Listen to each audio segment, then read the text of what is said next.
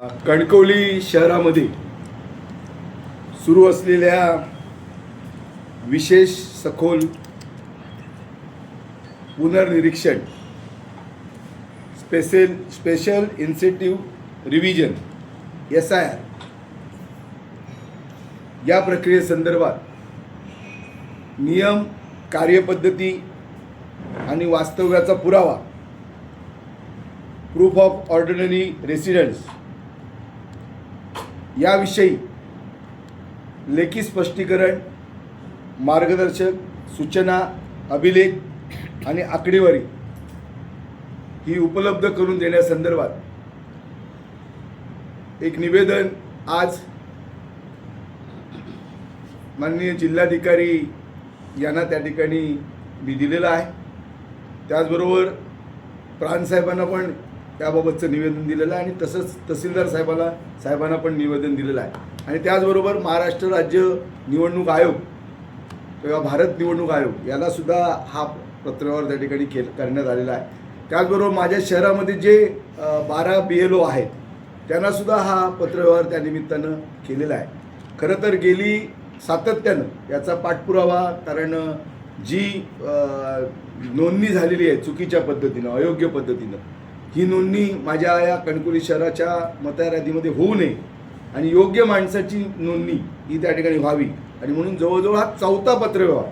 यापूर्वी 3 पत्रव्यवहार या सगळ्या यंत्रणेशी केलेले आहेत. अनेक मुद्द्यांचा त्या ठिकाणी मुद्दे किंवा प्रश्न त्यानिमित्तानं उपस्थित केलेले आहेत. आणि आज जवळजवळ या पत्रामाध्यमातून 8 नवीन मुद्दे या सगळ्या विशेष सखोल पुनर्निरीक्षण या बाबतीमध्ये त्या ठिकाणी दिलेलं आहे. खरं तर या सगळ्या बाबतीमध्ये जे अनेक मुद्दे मी गेल्या अनेक दिवसामध्ये उपस्थित केलेले आहे त्याचं अद्यापही त्या ठिकाणी ठोस अशा प्रकारचं उत्तर किंवा त्याबाबतची कार्यवाही ही त्या ठिकाणी दिसून आलेली नाही. आणि म्हणून मी प्रशासनाला याबाबत, जर तुम्ही या सगळ्या गोष्टींची जे योग्य माहिती जर त्या ठिकाणी दिलीत नाही किंवा तशा प्रकारची चर्चा किंवा तशा प्रकारची बैठक या माझ्या तक्रारीच्या माध्यमातून केली नसल्या, 15 ऑगस्टला ध्वजावंदन झाल्यानंतर त्या ठिकाणी मी उपोषणाला त्या ठिकाणी प्रांत ऑफिसच्या समोर, कार्यालयाच्या समोर त्या ठिकाणी बसणार आहे. आणि म्हणून हे निवेदन त्या ठिकाणी देण्यासाठी मी जिल्हाधिकारी मॅडमांच्याकडे गेलो होतो. सकाळी मी प्रांत साहेबांना भेटलो, त्याचप्रमाणे तहसीलदार साहेबांना भेटलो. खरं तर या सगळ्या मागचा जो मूळ उद्देश आहे की सरकारी सगळी यंत्रणा, जनतेचा पैसा हा सगळा खर्च करून त्या ठिकाणी, त्याचबरोबर अनेक प्रशासनाचे कर्मचारी, महसूलचे असतील, जिल्हा परिषदचे असतील, नगरपालिका प्रशासनाचे असतील, पंचायत समिती, तहसीलदार कार्यालय, सगळं प्रशासन त्या ठिकाणी या सगळ्या कामासाठी त्या ठिकाणी लावलेलं आहे. असं असताना हा कारभार किंवा हे काम हे पारदर्शक त्या ठिकाणी झालं पाहिजे, योग्य झालं पाहिजे. आणि म्हणून ही त्या ठिकाणी माझी लढाई आहे.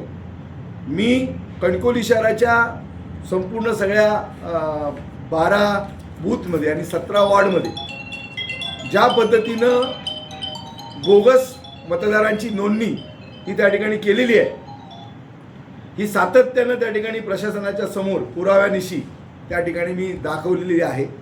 अनेक असेसमेंट असे आहेत की ज्याच्यामध्ये नाव एकाचं आहे आणि त्या ठिकाणी रहिवास वेगळ्या व्यक्तींचा त्या ठिकाणी आहे. एका घरामध्ये जवळजवळ 30, 35, 40 अशा पद्धतीनं त्या ठिकाणी मतदारांची नोंदणी त्या ठिकाणी झालेली आहे.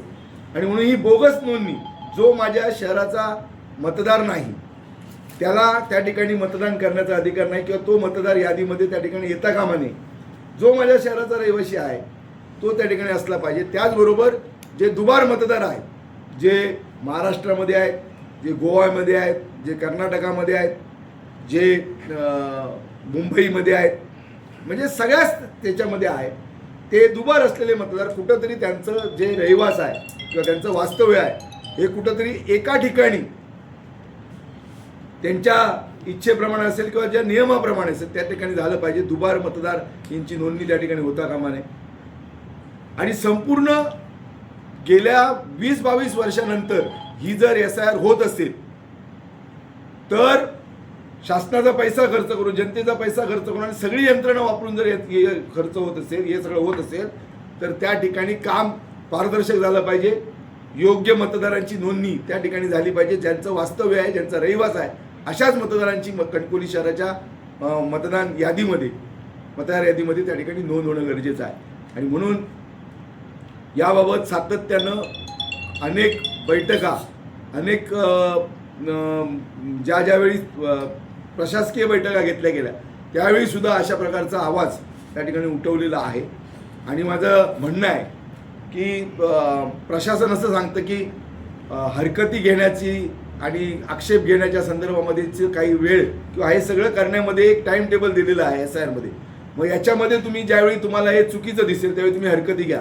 माझं असं म्हणणं आहे, जर सगळी शासकीय यंत्रणा त्या ठिकाणी काम करत असेल, जनतेचा पैसा त्याच्यावर खर्च होत असेल आणि 20-22 वर्षानंतर एकदा ही जर त्या ठिकाणी विशेष सखोल पुनर्निरीक्षण जर मतदार यादीचं होत असेल, तर माझं म्हणणं आहे की या सगळ्या प्रशासनानं ही पारदर्शकपणे त्या ठिकाणी करावी. म्हणजे हरकती घेण्याची वेळच त्या ठिकाणी येणार नाही.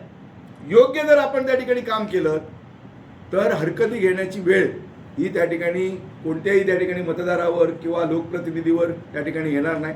आणि म्हणून मी या निमित्तानं आपल्याला सांगतो की याच्यातलं जे गांभीर्य आहे ते गांभीर्य त्या ठिकाणी आपण समजून घ्या, जनतेने समजून घ्यावं. कारण कणकवली शहरातल्या मतदारांची काय किंमत, म्हणून कणकवलीतला जो मतदार आहे हा योग्य मतदार असला पाहिजे, त्याचा रहिवास असला पाहिजे आणि त्याचं वास्तव्य हे त्या कणकवली शहरामध्ये असलं पाहिजे. एका घरामध्ये जवळजवळ 40-40 लोक त्या ठिकाणी राहतात. एखाद्या घराचं आडनाव पारकर आहे पण त्या घरामध्ये पारकर दिसतच नाही. त्याच्यामध्ये जवळजवळ 40 गाडीगावकर आहेत. पत्रा शेडमध्ये जवळजवळ 30-40 असे मतदार त्या ठिकाणी भरलेले आहेत. आणि अशाच पद्धतीनं जे असेसमेंट आहे त्याच्यामध्ये अनेक भटक्या समाजातले लोकांची सुद्धा नावं त्या ठिकाणी नोंदण्यात आलेली आहेत, ज्यांचा कणकवली शहराशी काही संबंध नाही. आणि म्हणून माझी लढाई कणकवली शहरातला जो वास्तव्य आहे, ज्याचा रहिवास आहे, तोच या शहराचा मतदार असला पाहिजे, तोच त्या मतदार यादीमध्ये त्याची नोंद झाली पाहिजे. आणि म्हणून ती बोगस त्या ठिकाणी होऊ नये. आणि म्हणून जर आपण याचं पुनर्निरीक्षण करत असाल, सखोल आणि विशेष करत असाल, तर तशा पद्धतीनं प्रशासनानं काम करावं ही आग्रही मागणी त्या निमित्तानं आहे. आणि जर हे होत नसेल, याबाबत जर प्रशासन याची दखल घेत नसेल, तर 15 ऑगस्टला ध्वजावंदनाच्या नंतर प्रांत ऑफिसच्या समोर त्या ठिकाणी मी उपोषणाला त्या ठिकाणी बसणार. आपण जे म्हणताय की तुमच्याकडे पुरावे आहेत, पुराव्याशी तुम्ही सादर केलेलं आहे सगळं आपल्या हरकती. एकूण 12 बूथमध्ये किती जणांच्या बोगस नोंदणी आहेत असा आपला आरोप आहे?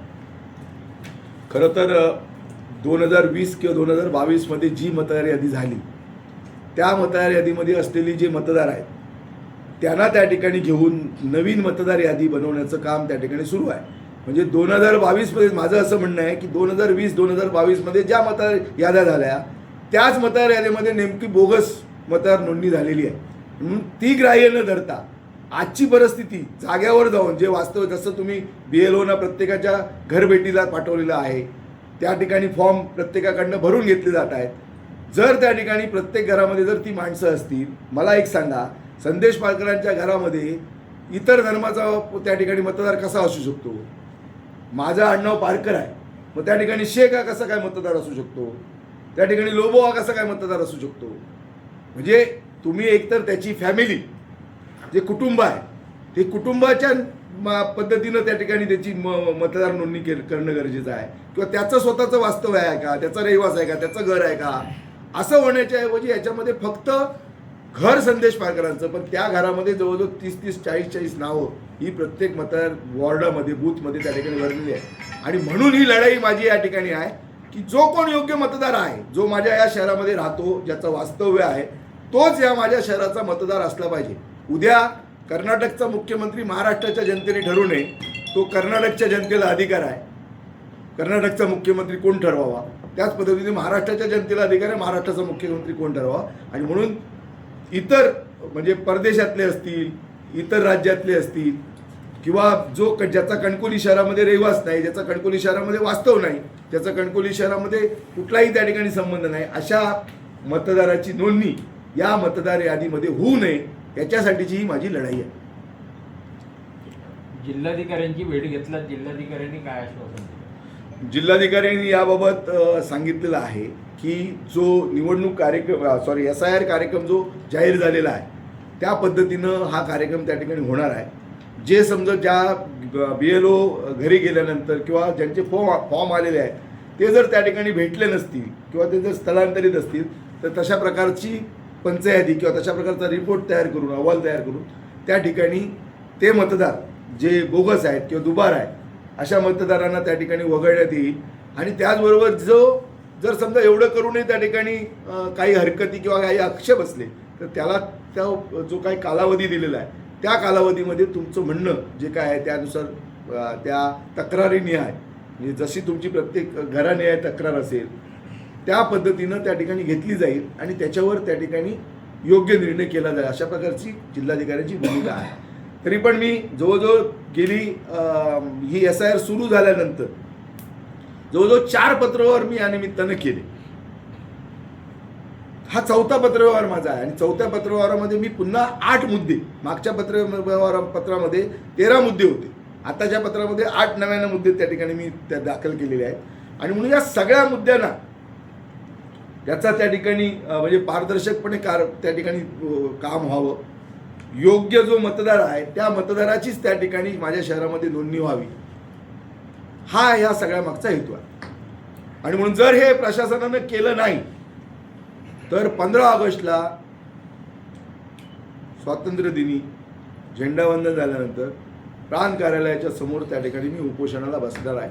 खरं तर माझं या पत्राच्याद्वारे या सगळ्या प्रशासनाला किंवा या सगळ्या यंत्रणेला मी त्या ठिकाणी माझ्याशी चर्चा करावी, आपण बैठक करावी, या प्रश्नांसंदर्भात संवाद साधावा आणि मला याचं योग्य उत्तर, समर्पक असं उत्तर त्या ठिकाणी मिळावं अशा प्रकारची भूमिका त्या ठिकाणी मांडलेली आहे. जर तुम्ही ते दिलात नाही किंवा त्याच्यावर तुम्ही माझ्या मुद्द्यांवर तुम्ही त्या ठिकाणी निर्णय केलात नाही तर मला त्या ठिकाणी उपोषणाशिवाय, लोकशाहीचा जो मार्ग आहे उपोषणाशिवाय माझ्याजवळ पर्याय नाही आणि मग ते उपोषण मी 15 ऑगस्टला त्या ठिकाणी करणार. ओके.